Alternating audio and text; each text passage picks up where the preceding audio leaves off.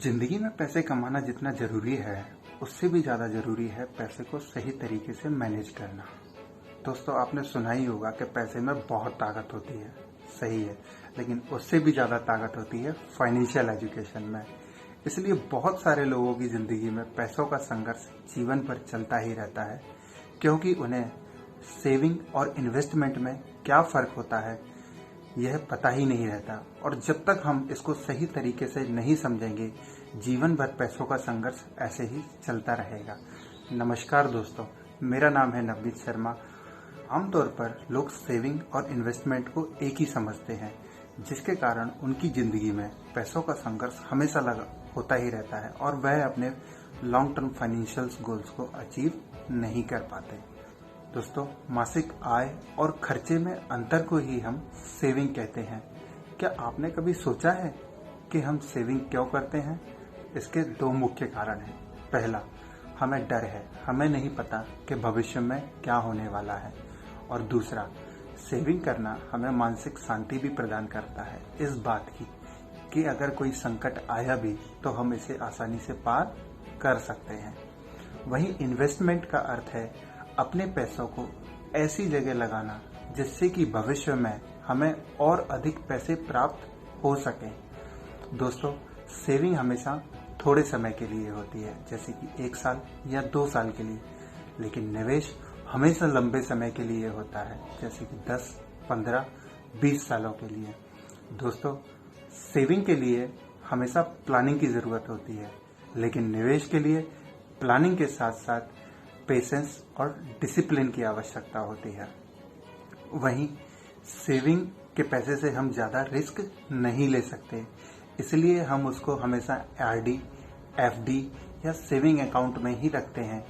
वहीं इन्वेस्टमेंट के लिए हमें सही असेट क्लास जैसे कि गोल्ड, रियल एस्टेट या शेयर मार्केट चुनने चाहिए, जिनसे कि हम अपने पैसे से ज़्यादा पैसे कमा सकें और एक बेहतर रिटर्न प्राप्त कर सके।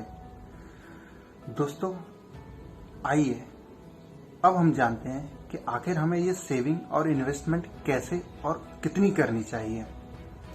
सबसे पहले एक इमरजेंसी फंड क्रिएट करें, जिसमें कि लगभग 3 से 6 महीनों की इनकम के बराबर पैसे होने चाहिए।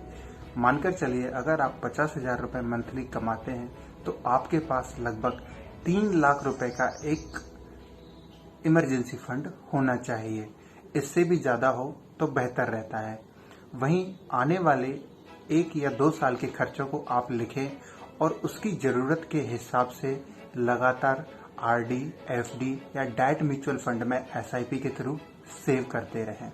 नंबर 2, हमेशा अपना और अपने परिवार का हेल्थ इंश्योरेंस जरूर खरीदें और जो भी अर्निंग मेंबर है उसका टर्म इंश्योरेंस जरूर करवाएं। यह आपके स्वास्थ्य में होने वाले बड़े खर्चों को तो बचाएगा ही, साथ ही आपको इस बात की गारंटी देगा कि भविष्य में कोई आकस्मिक दुर्घटना हुई तो उससे भी यह आपके परिवार की रक्षा करेगा। तीसरा, हमेशा अपने long term financial goals decide करें, जैसे कि रिटायरमेंट प्लानिंग, बच्चों की एजुकेशन और उनकी मैरिज प्लानिंग, घर खरीदना, कार खरीदना, फाइनेंशियल फ्रीडम प्राप्त करना।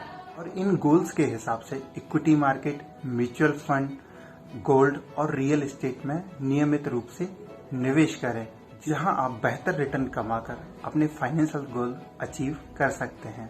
दोस्तों, पैसे कमाने में तो बहुत वक्त लगता है, लेकिन गंवाने में सिर्फ 2 मिनट लगते हैं।